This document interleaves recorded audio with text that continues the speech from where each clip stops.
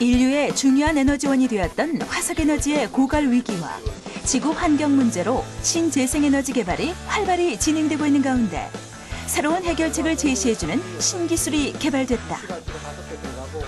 공기 열원을 이용하는 기존의 히트펌프 기술에서 한 걸음 앞선 공기 대 물 방식의 기술로 대형 건물의 에너지 효율은 높이고 이산화탄소 배출은 감소시켜주는 공기 열원식 히트펌프 냉난방 시스템. 에너지와 환경 문제 해결에 도움을 줄 것으로 기대되는 새로운 에너지 절감 기술을 소개한다.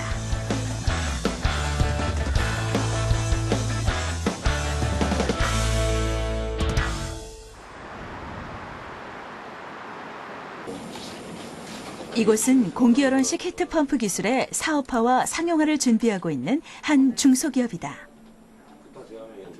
에너지 문제는 우리나라뿐만 아니라 전 지구적으로 피할 수 없는 문제가 되고 있다.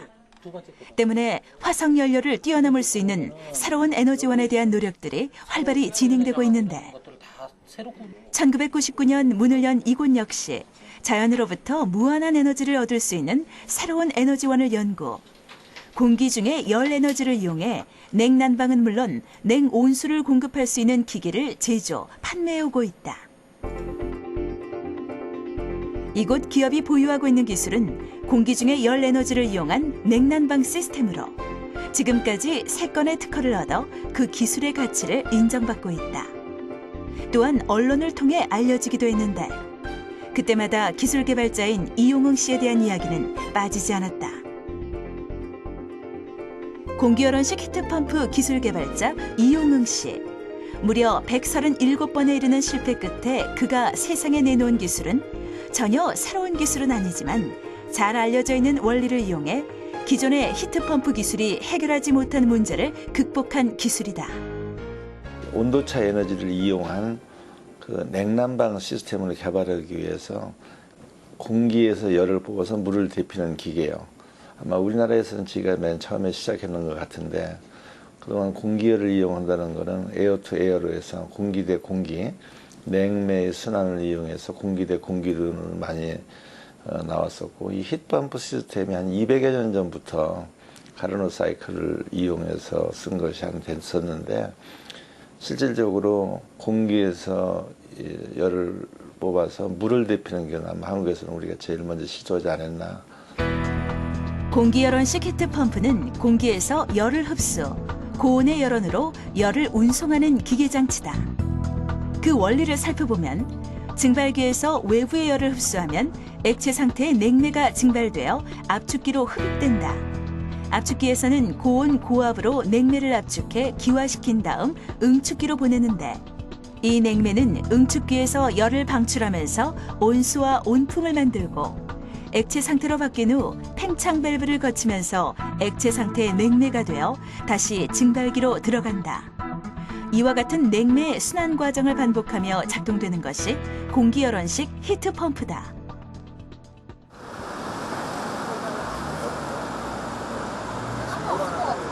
이곳은 이용흥 씨가 개발한 공기열원식 히트펌프 기술을 처음으로 적용시킨 서울의 한 주상복합 아파트다.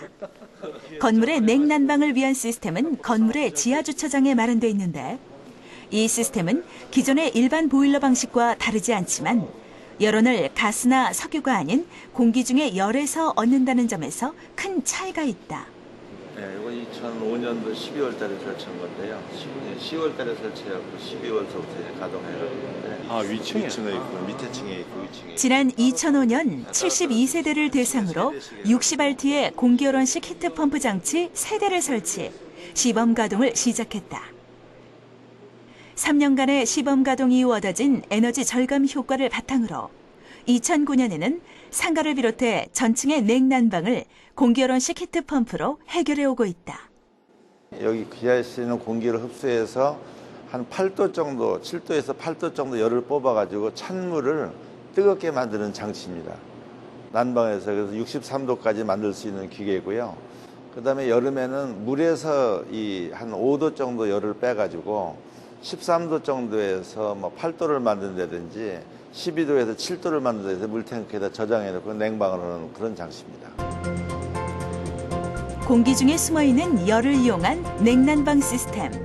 무엇보다 이 시스템의 장점은 공동주택에 적용할 수 있다는 점이다.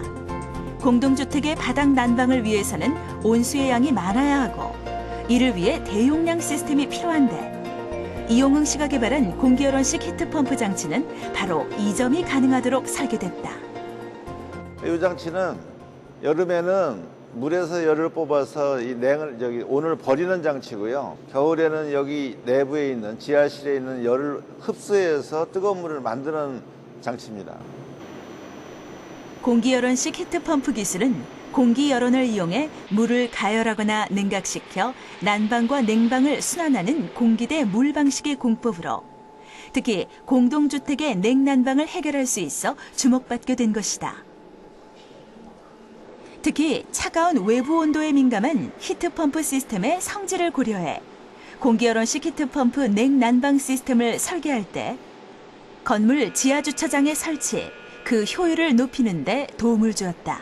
아무래도 외기 공기, 겨울철 외기 공기에 민감한 그 열온을 사용하기 때문에 겨울철 지상의 온도는 영하로 떨어지지만 지하에 설치하게 되면 지하의 공기는 영하로는 떨어지지 않기 때문에 그 장점을 최대한 활용하고 있는 것입니다. 또한 공기열원식 히트펌프 냉난방 시스템은 자동 제어 시스템의 모니터를 통해 지하 8층, 지상 29층인 건물 전체의 가동 현황을 한눈에 볼 수도 있다. 이곳 주상복합 아파트의 공기열원식 히트펌프 냉난방 시스템은 지하 5층에서 지하 8층까지 4개 층에 12대가 설치, 가동되고 있다. 닥트 같은 그냥 다 기존 거 사용하는 건데.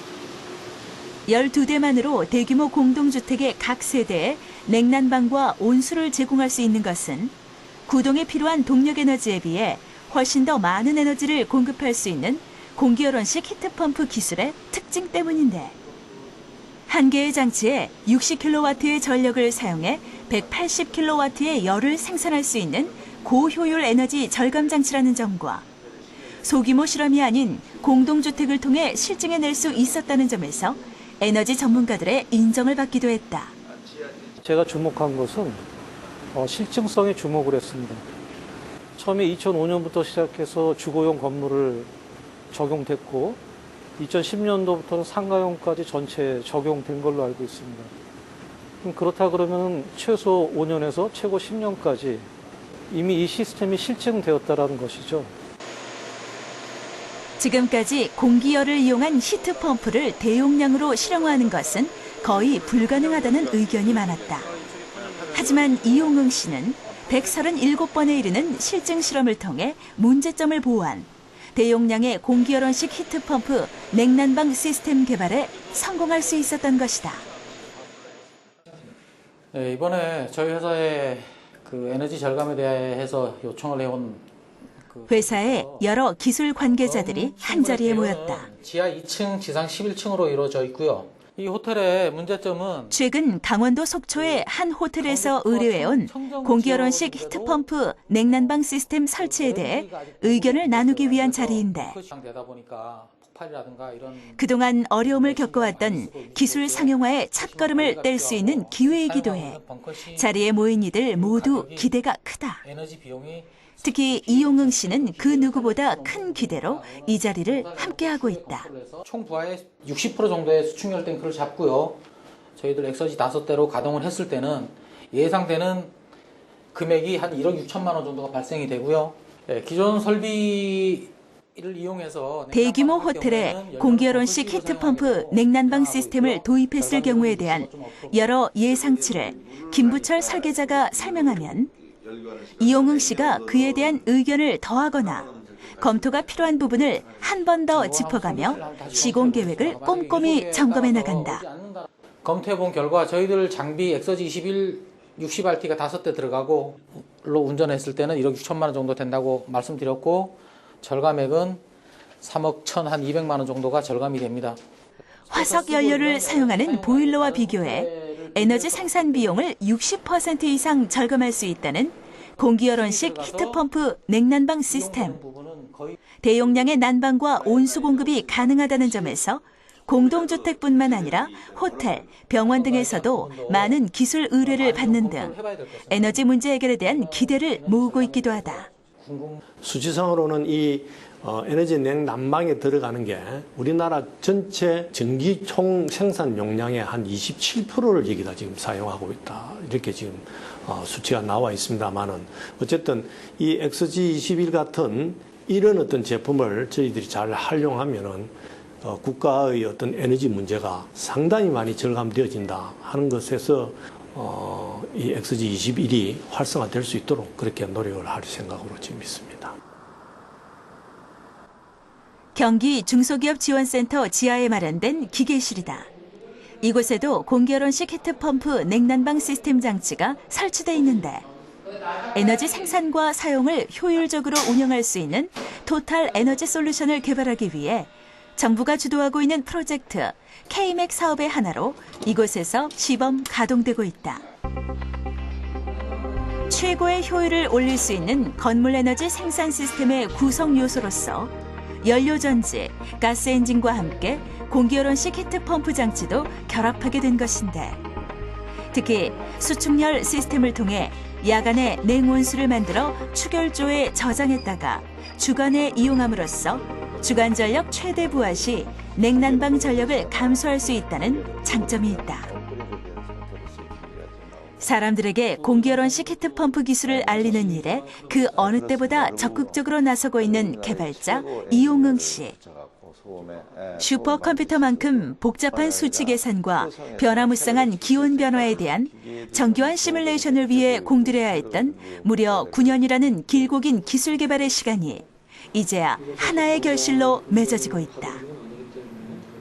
우선 이 제품 자체가 정부한테 납품한 K-맥 사업의 일환으로 첫 번째 정부에 납품한 기계였었고요.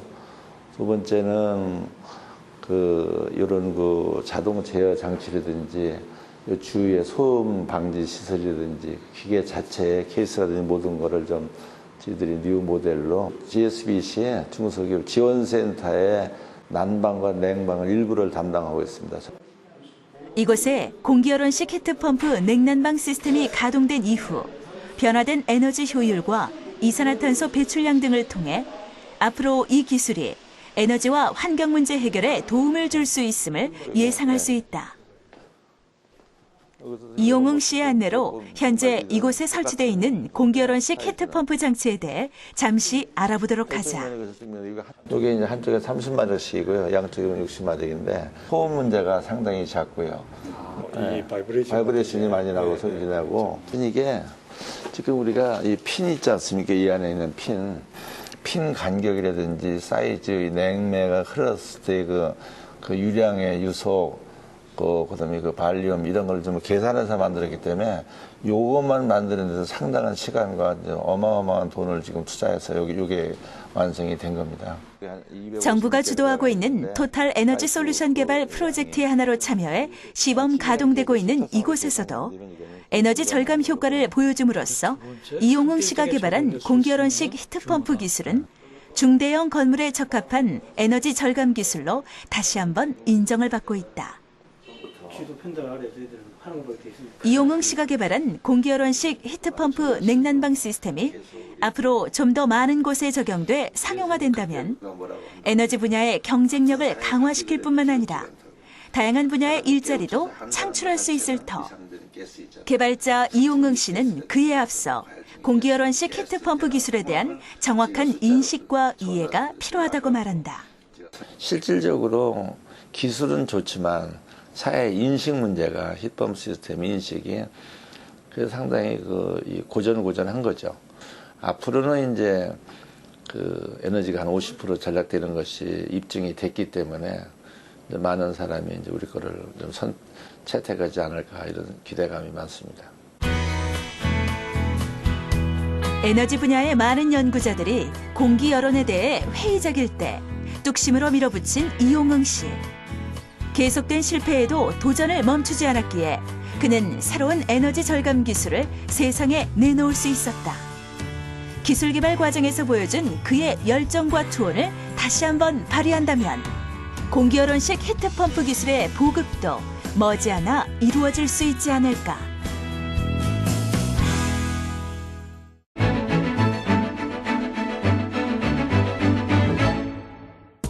다양한 분야의 아이디어를 제안하고 공유할 수 있는 창조경제타운 공유 아이디어 공간의 베스트 아이디어를 소개합니다. 윤병훈 씨가 제안해주신 일자리 연결 서비스 바로팅인데요. 이 아이디어는 빠른 시간 안에 일을 처리하는 직종의 구인업체와 일자리를 찾는 구직자를 빠르게 연결해주는 서비스입니다. 급하게 물건을 배달해야 될 일이 있다든가 혹은 추운 겨울날에 보일러가 고장났을 때 그걸 빨리 처리해줄 사람이 필요할 때 그런 사람들을 빨리 연결시켜주는 그런 아이디어입니다. 스마트폰이나 PC 웹페이지에 접속해 가입한 뒤 다양하게 분류된 직종 중 하나를 고르면 일자리를 원하는 사람과 고용주를 직접 연결해주는 윤병훈 씨의 제안 아이디어 바로팅 서비스. 현재 스마트폰 웹페이지로 만들어져 실제 이용해 볼 수도 있다고 하는데요. 윤병훈 씨는 평소 이런 아이디어를 어떻게 얻는 걸까요? 무엇이 문제인가, 무엇이 잘 되는 부분이 뭔가 이런 걸 알 수가 있는 거거든요. 그로 인해서 그것을 관심을 가지게 되고 관심이 갖게 되면 아이디어가 떠오르는 거죠. 생활 속 작은 아이디어부터 첨단과 기술까지 누구나 어떤 아이디어라도 제안할 수 있습니다. 창조경제타운 홈페이지 지금 바로 접속하세요.